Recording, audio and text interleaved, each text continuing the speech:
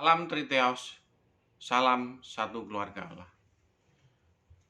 Pada sore hari ini saya akan membuka konten dengan judul ya, pandangan yang berlawanan atau paradoks di dalam Alkitab. Namun judul ini ya, judul Triteos ini saya bagi dalam 3 fase, ya, 3 serial lah istilahnya begitu. Karena ini memang sangat panjang ya, sangat panjang. Makanya saya harus bagi menjadi 3 serial. Yang pertama adalah tentang serial keesaan Yahweh. Jadi ini kita bahas dulu ini, bagaimana orang Kristen ini memandang tentang Yahweh. Nah ini penting sekali. Kenapa kok penting? Karena memang terjadi paradoks. Terjadi paradoks antara yang dimaksud dengan Yahweh menurut versi mereka yang menyembah Yahweh atau Yudaisme. Ada juga yang mereka itu menganggap Yahweh itu sebagai sesembahan mereka, juga Yesus sebagai sesembahan mereka. Ada juga yang menganggap Yahweh itu sebagai Allah yang dibentuk dan hanya menyembah Yesus. Nah, saya ulangi ya, dalam konteks cara memandang keesaan Yahweh itu terbelah jadi tiga, yaitu mereka yang menyembah Yahweh ya, kita kenal itu Yudaisme ya, itu di luar kekristenan.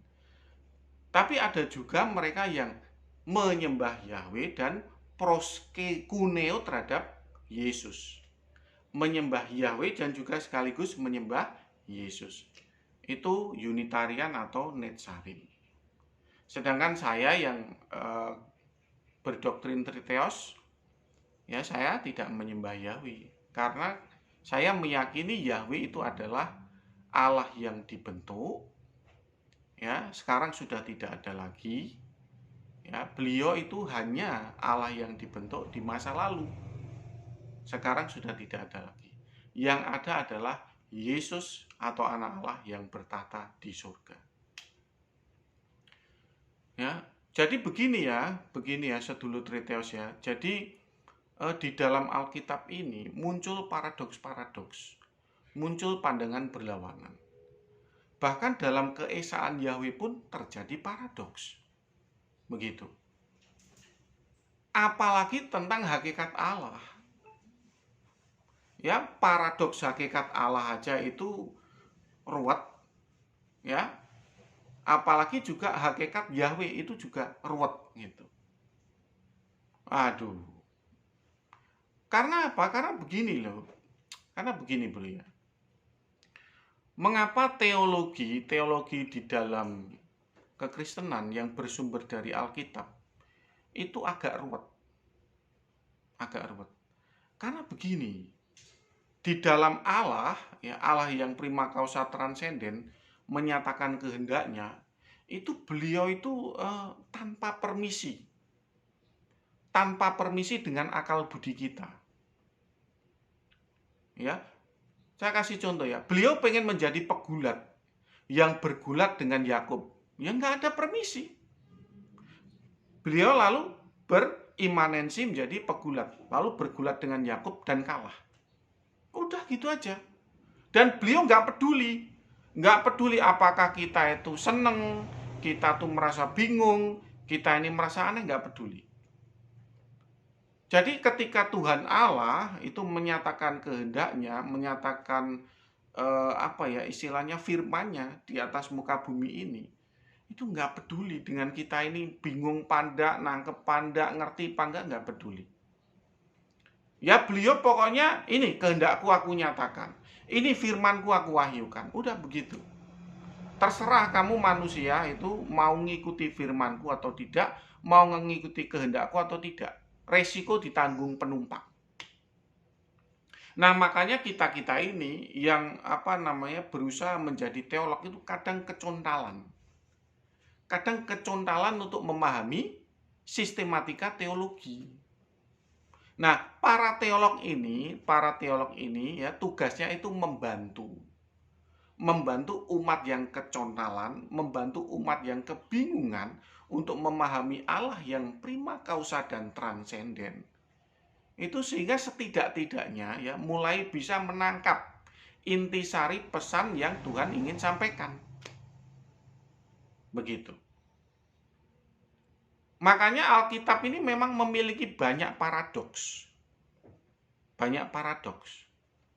Nah, kita secara global, seperti yang tadi saya katakan, itu pandangan yang berlawanan atau paradoks di dalam Alkitab. Secara global ini ya, saya pecah jadi 3 serial. Yang pertama itu serial tentang keesaan Yahweh. Yang kedua itu serial tentang doktrin Tritunggal, itu adalah doktrin penyertaan Tuhan. Yang ketiga adalah doktrin tentang eisegesis, hakikat Allah. Ya, 3 serial ini meliputi seluruh apa yang ingin disampaikan di dalam Alkitab. Kenapa saya menyusun seperti ini? Supaya setidak-tidaknya yang mengikuti konten saya itu mulai mencoba memahami Tuhan di dalam diri mereka sendiri tanpa bantuan saya. Gitu. Mereka berani beresegesis tentang hakikat Allah tanpa bantuan apa yang saya sampaikan. Ya, mereka berani berpikir mandiri. Nah, teolog itu sebenarnya tugasnya seperti itu. Ya, tugasnya tuh hanya menjadi juru bantu beresegesis tentang hakikat Allah. Sesudah itu ya umat harus berpikir mandiri untuk mengenal Tuhan, untuk menjalin hubungan pribadi dengan Tuhan. Nah, secara global Alkitab saya pisah menjadi 3 seri ya. Nah, di dalam seri keesaan Yahweh, ya saya ulangi ya, di dalam seri keesaan Yahweh itu pun memiliki paradoks juga. Di dalam Alkitab global ada paradoks, di dalam keesaan Yahweh juga ada paradoks. Jadi paradoks di dalam paradoks. Ya kan? Ya makanya orang ya yang mereka itu tidak tahan ya. Tidak tahan dengan sistematika tatanan teologi di dalam Alkitab, itu cenderungnya itu akan jadi bidat. Yang menyimpang dia. Loh kok bisa begitu? Karena kalau dia tuh menitik beratkan salah satu sisi, dia akan mengabaikan sisi yang lain. Lalu menyimpang mulai. Gitu. Ya kalau panjenengan tuh meniti jembatan pakai kayu pikul begitu. Ya kan? Tapi kayu pikulnya itu yang dibebani itu sebelah kanan saja atau sebelah kiri saja. Nah, itulah bidat seperti itu. Ya, menyimpang, Bro. Jadi misalnya begini ya, panjenengan menyeberang jembatan ya, yang sebelah kanan saja yang dikisi air gitu. Diisi air 1 ember begitu. Itu jalannya condong ke kanan. Gitu. Kalau yang sebelah kiri yang diberi beban air, jalannya akan cenderung ke kiri. Gini. Nah, itulah bidat seperti itu. Jadi bidat itu dia tuh tidak tahan dengan sistematika tatanan teologi. Dia hanya fokus kepada apa yang dia yakini dengan cara yang berlebihan. Begitu. Ya, paham ya? Paham ya, Saudara Trinitas? Jadi kenapa munculnya bidat itu adalah diakibatkan orang-orang yang tidak tahan dengan sistematika tatanan teologi. Nah, kita kembali lagi kepada paradoks tentang keesaan Yahweh. Itu pun saya juga pisahkan menjadi tiga kelompok ya, 3 kelompok komunitas. Ya. Yang pertama itu mereka yang menyembah Yahweh dan tidak menyembah Yesus. Kita kenal itu sebagai kelompok Yudaisme. Ya, mereka menyembah Yahweh dan menyembah Yesus, itu kita kenal di dalam konten saya itu adalah mereka yang disebut kaum Unitarian atau bercorak doktrin heterosios. Lalu kemudian mereka yang tidak menyembah Yahweh tapi menyembah Yesus, yaitu adalah Oneness, Homoousios, dan Homoiousios. Ya, tapi karena saya bukan termasuk Oneness dan bukan termasuk Homoousios, saya tidak berhak mewakili apa yang mereka yakini. Ya, saya hanya memiliki hak untuk menjelaskan apa yang saya yakini, yaitu subordinat atau homoiousios. Doktrin homoiousios atau subordinat jelas. Jelas, tatanan tentang keesaan Yahweh sudut pandangnya sangat jelas. Ya, bagaimana sudut pandangnya itu? Ya, kami ya yang berpaham subordinat meyakini bahwa Yahweh itu adalah Allah yang dibentuk. Jadi Allah yang memiliki imanensi. Allah yang memiliki bentuk di muka bumi ini. Memiliki perwujudan di muka bumi ini. Mudeng ya? Kenapa kok kita ini ya, saya terutama ya yang bercorak doktrin subordinat homoiousios, kenapa kok tidak menyembah Yahweh? Bukan tanpa alasan. Ya, karena kita ini meyakini bahwa Yahweh itu adalah Allah yang dibentuk. Dan Allah yang dibentuk ini eranya sudah selesai. Begitu Tuhan Yesus ya, inkarnasi nitis, lahir menjadi manusia Kristus Yesus, maka era Allah yang dibentuk ini sudah selesai. Ya, Yahweh atau Allah yang dibentuk sudah tidak ada lagi. Ya, tentu saja ya perspektif sudut pandang Yudaisme dan Unitarian ini nggak setuju ya, meradang masih mereka ini. Tapi apa boleh buat? Ya, saya sampaikan ini ya mau gimana lagi? Ya, saya tetap menghormati keyakinan mereka yang menyembah Yahweh gitu kan. Ya, tapi kan saya juga berhak memberikan pembelaan terhadap iman saya atau berapologet terhadap iman saya. Apakah saya ngarang bebas kalau saya bilang bahwa Yahweh itu adalah Allah yang dibentuk? Ya. Mari kita coba dibuka Yesaya 6 ayat 1. Ya. Kita coba buka ya, Yesaya 6 ayat 1. Nah, saya bacakan ya ini. Yesaya mendapat panggilan Allah. Ya. Dalam tahunnya matinya Raja Uzia, aku atau Nabi Yesaya melihat Yehova duduk di atas tahta yang tinggi dan menjulang, dan ujung jubahnya memenuhi bait suci. Ya, jadi ada bait suci, ya, bait suci di Yerusalem.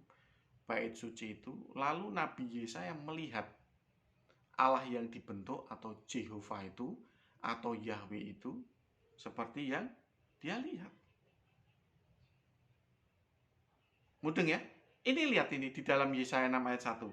Aku melihat. Melihatnya dalam arti fisik loh. Iya, kasat mata. Bisa disaksikan. Nah, makanya ini di dalam Yesaya 43 ayat 10, kalau panjenengan baca Yesaya 43 ayat 10, ya, Nabi Yesaya itu sangat lantang sekali. Karena apa? Dia melihat secara langsung. Ya, Yahweh atau Allah yang dibentuk itu beliau, Nabi Yesaya melihat secara langsung, live. Jadi misalkan di zaman dahulu ya Nabi Yesaya itu memiliki semacam kamera ya, handphone gitu ya, dia bisa rekam. Ya, bentuk Yahweh itu bisa direkam. Paham ya? Tapi karena zaman dulu kan belum ada kamera. Makanya apa yang Nabi Yesaya saksikan itu ditulis di dalam kitab. Ya, itulah yang kita baca sekarang ini. Oke, saya baca ya. Yesaya 43 ayat 10. Kamu inilah saksi-saksiku, demikianlah firman Tuhan. dan hambaku yang telah kupilih, supaya kamu tahu dan percaya kepadaku dan mengerti bahwa aku tetap Dia. Sebelum aku tidak ada Allah dibentuk, dan sesudah aku tidak akan ada lagi.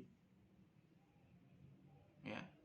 Jadi dari sini Yesaya 43 ayat 10 itu menyatakan bahwa Nabi Yesaya itu adalah saksi Yehova. Iya. Ya, di dalam Yesaya 6 ayat 1, Nabi Yesaya melihat Yehova. Melihat secara fisik loh ya. Melihat, benar-benar melihat secara fisik. Ditegaskan di dalam Yesaya 43 ayat 10. Bahwa Yehova itu adalah Allah yang dibentuk. Makanya dapat disimpulkan bahwa Nabi Yesaya itu adalah saksi Yehova. Nah, lalu bagaimana dengan komunitas yang disebut saksi Yehova? Itu hanya komunitas yang diberi nama saksi Yehova. Apakah mereka itu benar-benar telah melihat benar-benar melihat saksi Yehova? Benar-benar melihat Yehova? Maaf ya, keliru. Apakah mereka itu benar-benar melihat Yehova seperti Nabi Yesaya? Ya jelas enggak toh, bro. Paham? Ya enggak lah. Ya, tahun 0 Masehi ketika Tuhan Yesus itu lahir, maka era Allah yang dibentuk, era Yehova ini sudah selesai. Sudah selesai. Ya, makanya kenapa paradoks ini ada, itu salah satu penyebabnya adalah kronologis waktu. Itu yang membuat paradoks kalau kita membaca Alkitab. Begitu. Mudeng ya sedulur Treteos ya. Jadi kenapa kok di dalam keesaan Yahweh itu bisa terbelah ya. Doktrin homoiousios itu percaya bahwa Yahweh itu Allah yang dibentuk. Nah, sekarang di tahun 2021 Yahweh itu sudah tidak ada lagi. Jadi kita itu juga tidak ada gunanya untuk menyembah Yahweh karena memang nggak ada lagi Yahweh. Ya. Tapi saya menghormati ya mereka yang bercorak doktrin Unitarian ya atau heterosios itu menyembah Yahweh dan juga menyembah Yesus. Begitu loh. Sedangkan malah justru Yudaisme sampai sekarang tetap menyembah Yahweh dan tidak menyembah Yesus. Paham ya? Paham ya? Ini paradoks tentang keesaan Yahweh yang terjadi di zaman modern ini. Ya. Di dalam Alkitab memiliki 3 paradoks besar. Di dalam keesaan Yahweh itu juga memiliki paradoks kecil. Paradoks keesaan Yahweh itu ya sama juga terbelah menjadi tiga sudut pandang. Ya, 3 sudut pandang. Homoiousios itu menyembah Yesus, tidak menyembah Yahweh. Heterosios atau Unitarian itu menyembah Yahweh dan menyembah Yesus. Sedangkan untuk Yudaisme itu menyembah Yahweh dan tidak menyembah Yesus. Nah, kenapa saya jelaskan ini tentang paradoks keesaan Yahweh? Supaya menolong panjenengan. Nah, saya kan dipanggil Tuhan untuk menjadi seorang teolog. Supaya menolong panjenengan ya, supaya tidak terlalu menitik beratkan ya tentang keesaan Yahweh sehingga panjenengan menyembah Yahweh begitu. Ya. Kenapa kok begitu? Ya, saya sudah jelaskan tadi di dalam Yesaya 43 ayat 10. Jehovah atau Yahweh itu adalah Allah yang dibentuk. Dan era Allah yang dibentuk itu sudah selesai. Sudah selesai, bro. Mudeng ya? Loh, ini kan tahun berapa coba? Tahun berapa ini? 2021. Aduh, ya. Selisihnya aja 2000 tahun ya, inkarnasi Tuhan Yesus ya. Nitis menjadi manusia ya. Nah, itu udah 2000 tahun, bro. Masa sih panjenengan masih menyembah Yahweh? Ya kan? Gitu loh. Nah, saya ini jelaskan pada sedulur Triteos gitu loh. Tapi kalau mereka yang masih berpaham Unitarian, menyembah Yahweh dan Yesus ya enggak apa-apa. Ya, enggak apa-apa. Kita enggak boleh menghakimi apa yang diyakini orang lain. Itu kebebasan mereka meyakini sesuai dengan sudut pandang mereka. Ya, enggak apa-apa. Nah, kekristenan tuh hal seperti itu tuh hal yang lumrah. Ingat kemarin, ya toh? Pelangi-pelangi itu. Iya. Warna-warni pemahaman ya, warna-warni sudut pandang itu adalah anugerah dari Tuhan. Pelangi-pelangi, alangkah indahmu, merah, kuning, hijau, di langit yang biru.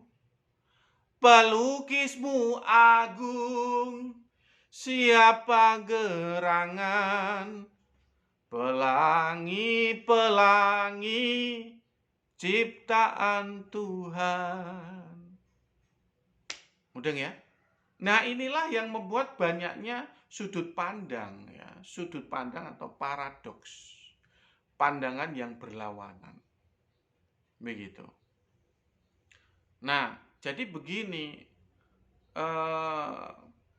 kalau dia itu sudah menjadi bidat tuh seperti ini bro ya. Nah, ini saya juga sedikit membantu. Jadi dia itu sudah ke arah membuat Injil lain. Gitu. Jadi misalkan ya, saya kan tidak menyembah Yahweh.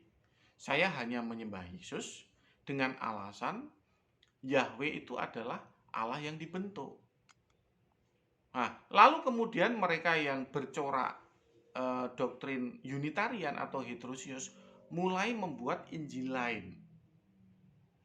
Jadi siapa yang tidak menyembah Yahweh masuk neraka. Nah itu sudah menyimpang. Dia sudah menjadi bidat. Nah, itu yang panjenengan harus jauhi. Itu sudah bukan pelangi lagi. Ya. Karena Injil itu adalah ya fundamentalnya kekristenan. Kalau eisegesis tentang hakikat Allah itu doktrin sekunder.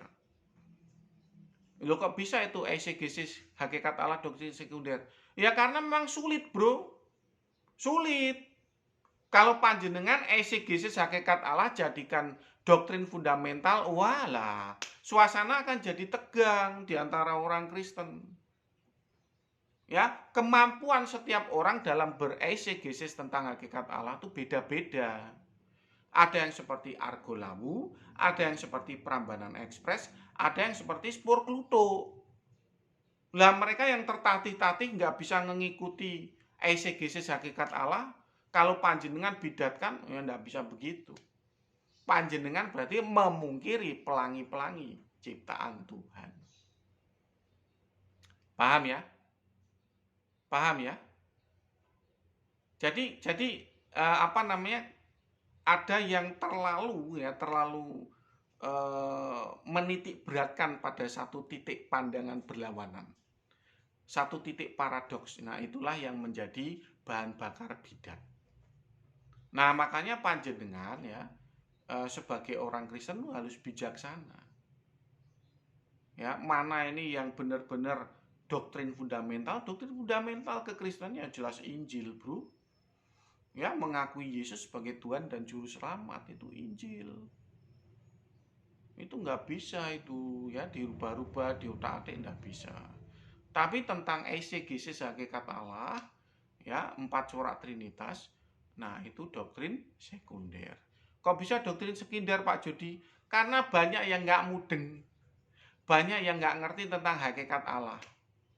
Ya nggak usah jauh-jauh ya. Saya tuh sampaikan ya bahwa hakikat Allah itu prima causa yang transenden. Seperti energi kosmos yang ensof tapi punya pribadi. Itu aja banyak loh yang nggak mudeng. Banyak bro. Wah lah piye toh. Lah kalau misalkan mereka yang nggak ngerti seperti itu lalu kita bidatkan gimana?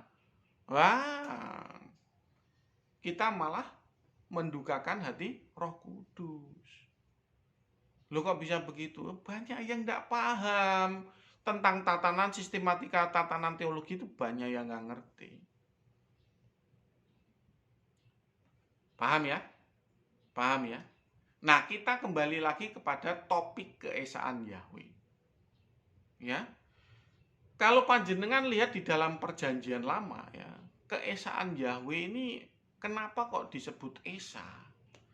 Ya karena beliau itu dalam menyampaikan firman-Nya atau memra itu bisa sampai ke muka bumi. Itu metodenya itu banyak, Bro. Banyak. Metodenya itu berbagai macam cara. Wujudnya juga berbagai macam wujud. Ya, kalau tidak kita esakan, itu akan membuat bangsa Israel atau mereka yang orang Kristen yang mengimani perjanjian lama akan bingung. Lah iya dong. Loh tak kasih tahu itu macem-macem loh. Macem-macem loh. Oh, oke ya. Oke, sekarang begini, saya coba kalau tadi Yesaya 6 ayat 1 itu Allah yang dibentuk ya. Nabi Yesaya tuh bisa melihat dan tidak mati ya. Nabi Yesaya bisa melihat Tuhan dan tidak mati. Nah, sekarang coba kita baca di dalam Keluaran 33 ayat 20. Keluaran 33 ayat 20. Makanya panjenengan ini kalau membaca Alkitab ini harus memiliki sistematika tatanan teologi ya. Wah, kalau tidak tuh panjenengan itu akan menitik beratkan yang satu dan mengabaikan yang lain. Itu potensi menjadi bidat. Keluaran 33 ayat 20. Lagi firman-Nya, engkau tidak tahan memandang wajahku, sebab tidak ada orang yang memandang aku dapat hidup. Nabi Yesaya memandang wajah Tuhan. Di dalam Yesaya 6 ayat 1. Apakah Tuhan berfirman ini bohong? Enggak, bro. Itulah paradoks. Ngerti ya? Itulah paradoks. Paradoksnya seperti itu. Loh, lalu kenapa kok Keluaran 33 ayat 20 Tuhan berfirman seperti itu? Nah, itu dalam rangka ya Tuhan Yehova ingin meniupkan roh takut akan Tuhan. Ya. Di dalam dia tuh ingin meniupkan roh takut akan Tuhan ya. Dia tuh istilahnya tuh memaksimalkan. Kemuliaannya tuh dimaksimalkan. Sehingga sampai orang kalau memandang wajahnya itu tidak bisa hidup. Nah, supaya Musa dan bangsa Israel itu takut akan Yehova. Takut akan Tuhan. Ya, itu salah satu apa? 7 roh Allah, roh takut akan Tuhan. Itu dilepaskan oleh Tuhan Yehova. Paham ya? Yesaya namanya 1, apa Nabi Yesaya mati? Enggak. Apa Nabi Yesaya tidak melihat wajah Tuhan? Melihat, bro. Melihat ya. Ya, panjenengan ini ya, panjenengan tuh harus memahami paradoks. Paradoks di dalam Alkitab. Ya. Ketika firman Tuhan itu disampaikan, pesan Tuhan itu disampaikan, maksudnya apa? Itu panjenengan harus pelajari. Yang bisa membuat paradoks ini teka-tekinya bisa terpecahkan, terjawab, ya panjenengan harus membuat tatanan teologi. Kalau panjenengan anti tatanan teologi, siap-siap menjadi bidat. Begitu. Paham ya? Paham ya? Clear ya? Ya seperti itu. Wah, banyak, bro. Keesaan Yahweh itu macam-macam ya. Macam-macam. Yang Yesaya 6 ayat 1 itu Allah yang dibentuk, wujudnya kelihatannya dari kepala sampai kaki kelihatannya. Kemuliaan Tuhan itu menampakkan diri yang disaksikan Nabi Yesaya. Lalu Keluaran 33 ayat 20, Tuhan Yehova itu meniupkan roh takut akan Tuhan. Sehingga kemuliaan Tuhan itu digaspol. Yang melihat mukanya itu akan mati. Jadi itu bentuk-bentuk apa ya? Bentuk-bentuk atau imanensi Yahweh. Karena beraneka ragam inilah maka di dalam sistematika tatanan teologi disebut keesaan Yahweh. Dan diringkas di dalam Ulangan 6 ayat 4 ya. dengarlah bangsa Israel, bahwa Tuhan itu Allah kita Esa. Mudeng ya? Mudeng ya?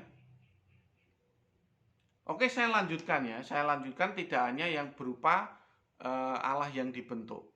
Nah, kita coba ya. Dilanjutkan yaitu dengan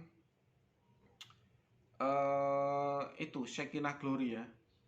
Keluaran 25 kalau tidak salah ya. Keluaran 25 ayat Keluaran 25 ayat 22.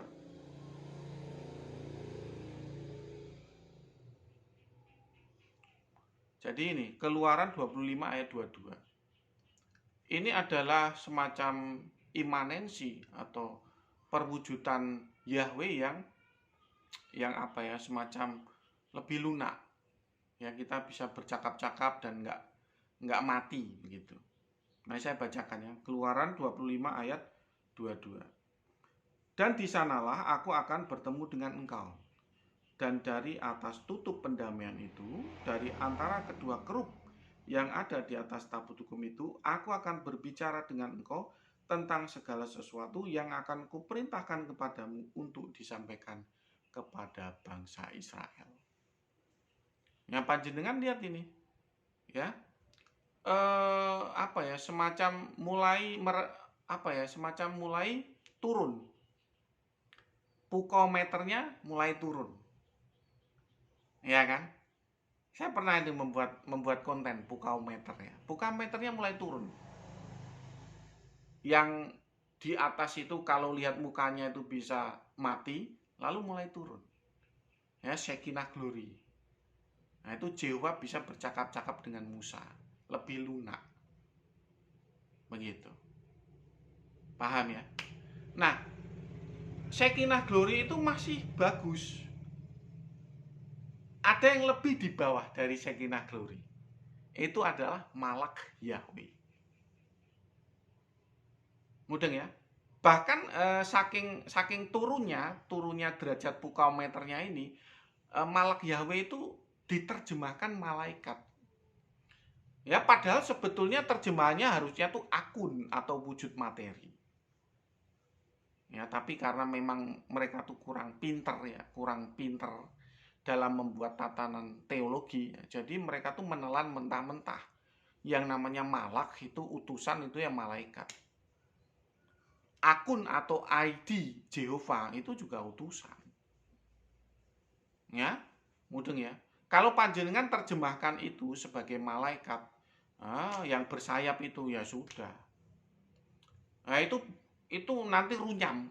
Panjenengan dalam menafsir runyam. Ya. Itu Pak Jody yang dimaksud tuh mana toh? Ya, itu kita coba buka di dalam Keluaran 3 ayat 2 ya. Keluaran 3 ayat 2. Nah, saya bacakan Keluaran 3 ayat 2. Lalu malaikat Tuhan menampakkan diri kepadanya di dalam nyala api yang keluar dari semak duri. Lalu ia melihat dan tampaklah semak duri itu menyala tetapi tidak dimakan api. Ya, tulisannya apa? Malaikat Tuhan. Ya, bahasa aslinya Malak Yahweh, Malak Jehovah. Harusnya tidak boleh diterjemahkan malaikat. Harusnya apa? Akun atau wujud materi dari Jehovah. Oke, kita kasih contoh lagi ya. Yang bergulat dengan Yakub itu apa? Itu apa? Malak juga. Mudeng ya? Mudeng ya? Nih, lihat. Paradoksnya keesaan Yahweh ya. Saya kasih apa ya? Tingkatan-tingkatan. Yang paling pucuk ya, pukaumeternya yang paling pucuk. Keluaran 33 ayat 20. Yang paling pucuk ini. Ya, ini pukaumeter keesaan Yahweh ya. Yang paling pucuk ini kalau kita lihat mukanya mati. Mudeng ya. Lalu kemudian Yesaya 6 ayat 1. Itu adalah Allah yang dibentuk. Kita bisa melihat seluruh bentuk dari Tuhan Jehovah. Ya, imanensi dari Tuhan Jehovah. Yesaya 6 ayat 1. Ya, lalu Keluaran 25 ayat 22 itu ada tentang Shekinah Glory, di mana Musa bisa bercakap-cakap lama dengan Tuhan Yehova. Nah, bentuknya itu hanya Shekinah Glory atau kemuliaan cahaya Tuhan. Ya, lalu di bawah itu Malak Yahweh. Nah, ini paradoks semua, paradoks tentang keesaan Yahweh. Ya, kalau panjenengan nggak mudeng tentang pandangan yang berlawanan atau paradoks, pusing kepalamu membaca Alkitab, dasmu mumet. Ya, itulah tugas para teolog ya, untuk membantu umat supaya tidak pusing kepalanya. Dia harus membuat sistematika tatanan teologi. Mudeng ya. Jadi kalau yang bergulat dengan Yakub itu apa? Malak Yahweh. Nah, sudah mulai paham ya. Yang bergulat dengan Yakub itu Malak Yahweh. Lalu kemudian yang berjumpa dengan Abraham di bawah pohon tarbantin, itu apa? Derajatnya apa? Jehova atau Malak Yahweh? Malak Yahweh. Ya, menjadi tiga orang. Lah kok bisa Malak Yahweh jadi 3 orang? Ya nggak tahu saya. Yang namanya kehendak Tuhan itu kan kita nggak ngerti. Ya, ada yang mentafsir Yahweh-nya hanya satu, didampingi 2 malaikat gitu. Kalau saya sih ya tiga-tiganya lah itu Malak Yahweh. Ya suka-suka Yahweh dong. Ya, lo kok bisa kita tuh ngatur harus satu, lalu yang kedua itu malaikat? Tuh nggak bisa begitu. Nggak bisa begitu bro. Itu suka-suka beliau. Mau jadi 5, mau jadi 7, mau jadi 3, terserah. Ya kan? Beliau itu Yahweh itu menjadi pegulat kita aja nggak bisa apa-apa kok. Bergulat dengan Yakub dan kalah. Nah udahlah, itu kehendak Yahweh itu ya seperti itu ya, kita nggak bisa apa-apa. Ya kita hanya ditugasi untuk mendalami makna itu. Paham ya? Lalu setelah Malak Yahweh, pukometernya yang lebih lebih ke bawah itu apa? Suara, hanya suara saja. Suara audible. Ya, suara audible. Itu kalau tidak salah itu muncul di dalam 1 Samuel kalau tidak salah ya. Coba saya bacakan. 1 Samuel 2 ayat 4 kalau tidak salah ya. Semoga ini benar ya ayatnya ya. Oh bukan, sebentar. 1 Samuel 3. Sorry ya, salah ya. 1 Samuel 3 ayat 4. Samuel 3 ayat 4. Nah, benar ya, 1 Samuel 3 ayat 4 ini. Nah, saya bacakan. Lalu Tuhan atau Yehova memanggil Samuel, Samuel. Dan ia menjawab, ya Bapa. Ini kalian baca sendirilah kisahnya ya. Saya nggak perlu bacakan semuanya. Itu Samuel menganggap bahwa itu imam besar yang memanggil dia. Padahal itu Tuhan Yehova. Ya baca sendirilah. Ya, itu bukan topik yang saya sedang bahas. Tapi ini topik tentang bagaimana sudut pandang paradoks tentang keesaan Yahweh. Nah ini Yahweh itu mewujudkan dirinya dalam menyampaikan pesan itu dengan suara audible. Saya ulangi. Yang pertama itu yang paling memukau itu kalau kita memandang wajahnya mati. Ya, Keluaran 33 ayat 20. Lalu turun lagi Yesaya 6 ayat 1. Yehova sebagai Allah yang dibentuk. Lalu turun lagi Keluaran 25 ayat 22. Itu Shekinah Glory. Lalu turun lagi Keluaran 3 ayat 2 itu tentang Malak Elohim. Malak Elohim itu banyak ya. Pegulat itu Malak Elohim. Lalu kemudian Yehova yang menampakkan diri pada Abraham ya, di bawah pohon tarbantin ya. Lalu kemudian yang menampakkan diri ke Musa itu juga Malak Yahweh. Lalu yang bersuara kepada Samuel itu adalah suara audible. Tidak disebut malak, tapi suara audible. Hanya suara Tuhan. Nah, yang paling bawah ini adalah mimpi. Mimpi. Kita bisa baca di dalam Daniel 7 ayat 1. Daniel 7 ayat 1. Itu mimpi ya. Saya bacakan Daniel 7 ayat 1. Pada tahun pertama pemerintahan Belsyazar, Raja Babel, bermimpilah Daniel dan mendapat penglihatan-penglihatan di tempat tidurnya. Lalu dituliskannya mimpi itu dan inilah garis besarnya. Mimpi dan penglihatan. Jadi pesannya, pesan baik itu yang paling memukau, yang memandang wajahnya kita itu mati. Lalu yang paling rendah itu adalah mimpi atau penglihatan. Itu bobot pesannya tuh sama. Sama, bro. Ya, bobot pesannya tuh sama. Firman Tuhan itu memiliki bobot pesan yang sama. Begitu.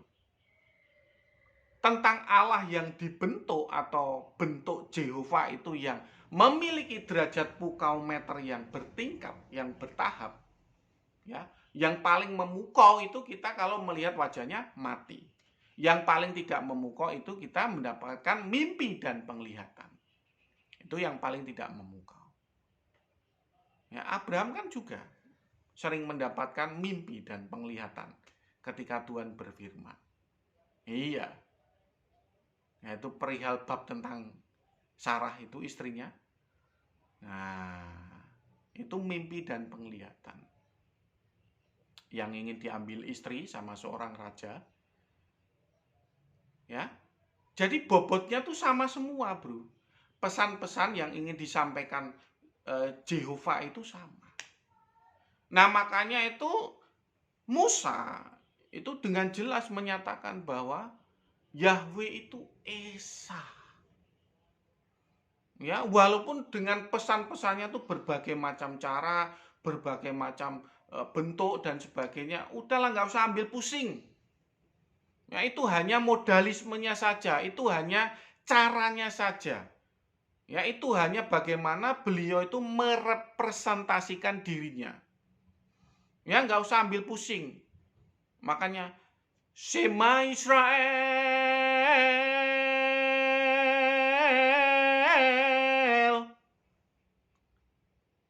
Adonai. Nah, kayak gitu. Ya, azan Shema Israel. Kenapa? Bangsa Israel disuruh mendengarkan terus-menerus bahwa walaupun perwujudan atau Allah yang dibentuk itu berbagai macam caranya, tetap Esa. Tetap itu Yahweh dan hanya Yahweh semata-mata Yahweh. Walaupun dalam keesaan Yahweh itu memiliki pandangan yang berlawanan dan paradoks, ujung-ujungnya juga tetap Yahweh. Tidak ada yang lain selain Yahweh. Nah, begitu ya. Nah, umat doktrin Oneness mensalahi pandangan yang paradoks ini. Dianggap itu eisegesis tentang hakikat Allah. Nah, itu nanti akan kita kupas tentang pandangan yang berlawanan atau paradoks yang ketiga. Nah, ini seri 1 itu adalah tentang pandangan yang berlawanan atau paradoks tentang keesaan Yahweh. Ya, jelas ya? Apa yang saya sampaikan ini saya mencoba mengurai sejelas mungkin. Sehingga panjenengan sedulur Triteos itu bisa memahami bahwa di dalam Alkitab ini memiliki pandangan yang berlawanan atau paradoks, yaitu keesaan Yahweh, doktrin Tritunggal, doktrin penyertaan Tuhan, lalu doktrin tentang hakikat Allah. Ya, ada 3 paradoks, 3 serial. Di dalam keesaan Yahweh pun terjadi paradoks juga. Pandangan yang berlawanan tentang berbagai macam bentuk cara Yahweh menyampaikan pesan-pesannya. Makanya panjenengan yang malas untuk membuat sistematika tatanan teologi, siap-siap jadi bidat. Karena apa? Menekankan pada sudut pandang satu saja, mengabaikan sudut pandang yang lain. Paham ya? Nah, semoga apa yang saya sampaikan ini ya sebagai seorang teolog bisa membantu panjenengan untuk memahami pandangan yang berlawanan atau paradoks di dalam keesaan Yahweh. Ya, besok akan saya muat tentang doktrin Tritunggal adalah doktrin penyertaan Tuhan. Itu seri yang kedua. Saya akhiri sekian dulu ya. Silakan merenungkan apa yang saya sampaikan. Ya. Salam Triteos, salam satu keluarga Allah. Tuhan memberkati.